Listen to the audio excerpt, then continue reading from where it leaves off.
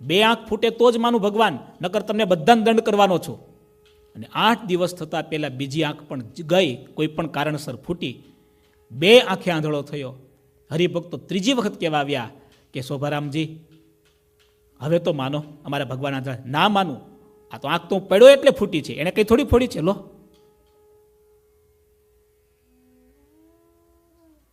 અતિ અનમ્રતા નમતન લેસા. અહંકાર, અતંતપણું કેટલું ખતરનાક હોય છે. આપણે જોઈએ છીએ ઘણા માણસો એટલા અવળચંડા હોય ને, એટલા અતંત હોય ને, ભગવાન પણ એને ન સમજાવી શકે. શાસ્ત્રોમાં લખ્યું, દુર્યોધનનો અહંકાર કેટલો કાતિલ હતો. આપણે વિડીયો બતાવ્યો હતો સભામાં, મહાભારતનો છેલ્લો પ્રસંગ. ફરી વાર ક્યારેક સભામાં પણ બતાવશું. એ મરવા તૈયાર થયો, 99 ભાઈ મરી ગયા છે, બધા મોટા મોટા યોદ્ધાઓ મરી ગયા છે, એકલો દુર્યોધન છે. પણ હજી એના મનમાં એક જ ઝંખના છે કે ગમે તેમ કરીને 5 પાંડવના માથા ઉતારવા છે. બોલો, અરે મરી ગયો છે, લોહીના ખાબોચિયામાં સૂતો છે, તો પણ હજી એમ છે કે વેરનો બદલો લેવો છે. એ મરવા તૈયાર થાય છે, મૂકવા તૈયાર થતો નથી. એનું નામ શું? અહંકાર. રાવણ, કુંભકર્ણ મરી જાય. રાવણનો દીકરો ઇન્દ્રજીત, ઇન્દ્રને જીતી શકે આટલો બળવાન હતો, એ મરી જાય. એક કરતા મોટા મોટા યોદ્ધાઓ બધા ખલાસ થઈ જાય. રામાયણની એક કથા તો એમ કહે છે કે લંકાની એવી દુર્દશા થઈ હતી કે લંકાની અંદર બાળકો અને બુઢ્ઢાઓ જ બચ્યા હતા. રાવણ જ્યારે છેલ્લી વખત લડવા જાય છે ત્યારે એની સાથે લડી શકે એવા 9 જ યોદ્ધા હતા ખાલી. કેટલા? અને 10 તો રાવણના માથા હતા. આટલો પરાક્રમી બળવાન, દેવતાઓ જેના ઘરની અંદર કામ કરતા, નોકરી કરતા, આવો બળવાન, સ્વર્ગ કરતા વધારે વૈભવ જેના ઘરમાં હતો, સોનાની લંકા જેની પાસે હતી, એ રાવણ પણ અહંકારને લીધે ખલાસ થઈ ગયો, કમોતે મર્યો. આપણે જાણીએ છીએ અહંકારનો અર્થ જ આટલો. એ મરવા તૈયાર થાય છે, મૂકવા તૈયાર થતો નથી. અતિ અનમ્રતા નમતન લેસા. આપણે પણ ભગવાન આગળ, માતા પિતા આગળ, સંતો આગળ, વડીલો આગળ, અરે વચનામૃત શું કહે છે સાંભળો. હું થોડું વચનામૃત વાંચી દઉં ને. ઘણા કે મારે જ છોડવાનું, મારે જ જતું કરવાનું. વાલા ભક્તો, તમને બહુ નાની વાત કરી દઉં, બહુ નાની વાત કરી દઉં.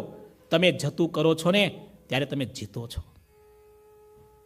તમે મનમાં એટલું જ વિચારજો, હું જતું કરું છું ને, દુનિયા ભલે એની કદર કરે કે ના કરે, ભગવાનને તો ખબર છે ને.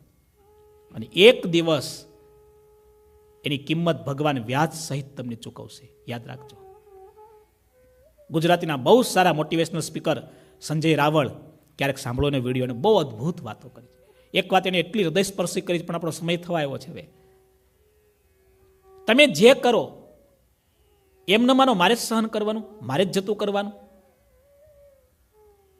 મેં વાત કરી હતી, થોડું જતું કરો, થોડું જાતે કરો અને થોડું જોયા કરો. આટલું તમે શીખી ગયા ને તો જિંદગી જીવતા શીખી ગયા. આજનો માણસ થોડું જતું કરવા તૈયાર નથી, જાતે કરવા પણ તૈયાર નથી, અને જોયા કરવા પણ તૈયાર નથી. એટલે તો ઝઘડા થાય છે. એ જ કારણ છે કે નહીં? વચનામૃતમાં મહારાજ કેવી સરસ વાત કરે, સાંભળો. વચનામૃત છે ગઢપુર પ્રથમનું 58મું. એવો પાક્કો હરિભક્ત થયાનો તો એ જ ઉપાય છે. જેણે પાક્કા હરિભક્ત થવું હોય, ભગવાન રાજી થયા હરિભક્ત થવું હોય, મહારાજના શબ્દ, તો પરમેશ્વરના દાસનો ગુલામ થઈને રહે. શું રહીને? ગુલામ થઈને રહે. અને સર્વ હરિભક્ત મોટા છે ને હું તો સર્વથી ન્યૂન છું એમ જાણીને હરિભક્તનો દાસાનું દાસ થઈને રહે. વિચાર તો કરો. એ ભગવાનનો પાક્કો હરિભક્ત થાય. અંત્યનું વચનામૃત 12મું. જેણે પોતાનું કલ્યાણ ઈચ્છવું તેણે કોઈ પ્રકારનું અભિમાન ન રાખવું. અને મહારાજના શબ્દો, ગરીબ સત્સંગી હોય. શબ્દ કયો વાપરો? થોડું જોરથી બોલો. ગરીબ સત્સંગી હોય તેના પણ દાસાનું દાસ થઈને રહેવું. લગભગ તમે જોજો, માણસ છે ને રૂઆબ કોના પર જમાવે? હા, ગરીબો ઉપર. એના ઉપર દાદાગીરી કરવાની, એના ઉપર રૂઆબ કરવાનો, એનું શોષણ કરવાનું. જોયું છે કે નહીં? અને પોતા કરતાં તાકાતવાળા હોય ત્યાં અહંકારી બહુ હોશિયાર હોય, પાછો બહુ ચાલાક હોય. પોતા કરતાં બળિયા હોય ત્યાં તો એટલો ડાયો ડમરો થઈ જાય, હે, એટલો સીધો થઈને ચાલતો હોય, પણ એ સીધો નથી. તમારી કસોટી તમારા કરતાં મોટા પાસે નથી. તમારાથી બહુ બળવાન હોય, મહાન હોય, ધનવાન હોય, એની આગળ તમે નાના થવાના જ છો. પણ તમારા કરતાં ગરીબ છે, તમારા કરતાં નાનો છે, તમારા કરતાં લાયકાત ઓછી છે, એવા માણસની પાસે તમારી ખરી કસોટી છે. ગરીબ હરિભક્તના પણ દાસાનું દાસ થઈને રહે. અંત્યનું 12મું વચનામૃત. બીજું તો કેટલી વચનામૃતની વાતો છે. આપણે પરિવારમાં, સત્સંગમાં, મંદિરમાં સ્વામીશ્રીની આ પંક્તિ મને બહુ ગમી. સત્વગુણમાં આવી હતી ને, અહીંયા સ્વામીએ રજોગુણનું નિરૂપણ કર્યું છે. સત્વગુણમાં સ્વામી વિનમ્રતાનું નિરૂપણ કરતા કેવું સરસ લખે છે. અતિ કોમલતા રાખહીં વિપ્ર ગુરુ, અતિ કોમલતા રાખહીં વિપ્ર સાધુ ગુરુ પાંસ. વિપ્ર સાધુ ગુરુ પાંસ, અતિ કોમલતા રાખી. કોમળતા નહીં, કેવું? અત્યંત કોમળતા. મેં વાત કરી હતી સારંગપુરનું વચનામૃત બીજું. આપણે સાચા હોઈએ, આપણા કરતાં મોટા સંત કે આપણા કરતાં વડીલ કોઈ માતા પિતા એ ખોટા હોય, વચનામૃતના મહારાજના શબ્દો છે, તો પણ એકવાર મોટાની વાત હોય ને એને ખોટી જાહેરમાં ન કરવી. કેવો વિવેક બતાવ્યો. ત્યારે મોટાના હૃદયમાં એના માટે રાજીપો થાય. આજે તો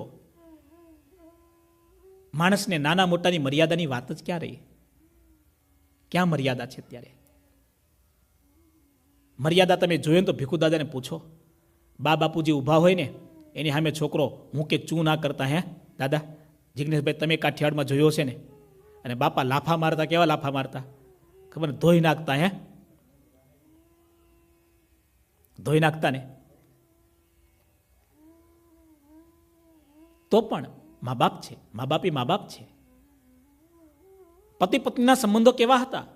પત્ની ખૂણામાં બેસીને રડી લે, પતિ ક્યારેક ગમે તેવા શબ્દ બોલી ત્યારે મારી લે તો પણ સહન કરી લેતી.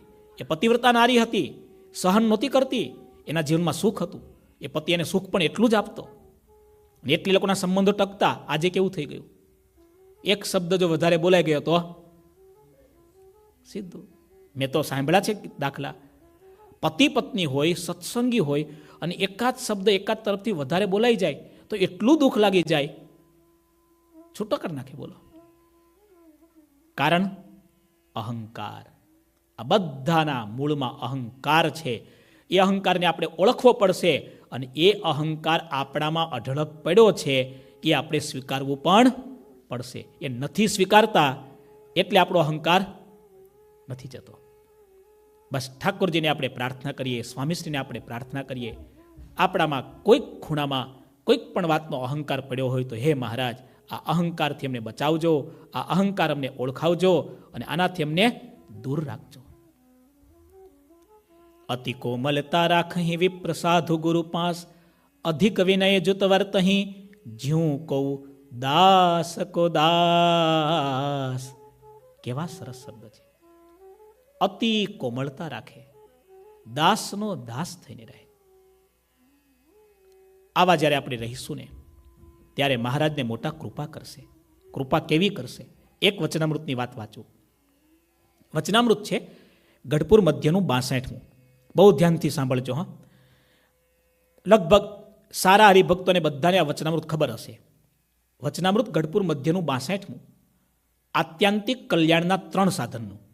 મહારાજ એમ કહે છે આત્મનિષ્ઠા, પતિવ્રતાપણું અને દાસત્વ, આ 3 અંગ તેને અવશ્યપણે દ્રઢ કરવા. આ 3માંથી એક પણ અંગ જેને નથી તેનું કલ્યાણ થવું અઘરું છે, અશક્ય છે. આમ મહારાજ કહી દે છે, સાંભળજો. કયા 3 અંગ? આત્મનિષ્ઠા, પતિવ્રતાપણું અને દાસત્વ. મહારાજ કે આ 3માંથી એકાદ અંગ જેનું પાક્કું એનું કલ્યાણ પાક્કું, અને એક પણ અંગ જેનું નથી એનું કલ્યાણ નહીં થાય. ગુરુદેવ મુક્તાનંદ સ્વામી કેટલા દયાળુ. શા માટે સત્સંગની માં છે? ત્યારે મુક્તાનંદ સ્વામીએ આ વાર્તા સાંભળીને મુક્તાનંદ સ્વામીએ પ્રશ્ન પૂછ્યો છે, હે મહારાજ એ 3 જે અંગ તમે કહ્યા તે વાત અતિ ઝીણી છે અને કઠણ છે. તે કોઈકના જ સમજ્યામાં આવે. તમારી વાત તો સાચી છે, પણ કઠણ છે મહારાજ. દાસપણું એમ એક દિવસમાં ન આવી શકે. આત્મનિષ્ઠા તો અઘરી લોઢાણા ચણા ચાવવા જેવી.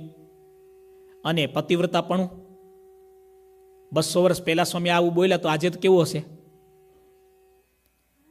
કોઈકના જ સમજ્યામાં આવે અને કોઈકના જ વર્ત્યામાં આવે, પણ સર્વેને ન આવે. અને આ સત્સંગમાં તો લક્ષાવધિ મનુષ્ય છે. તે સર્વેને તો આ વાર્તા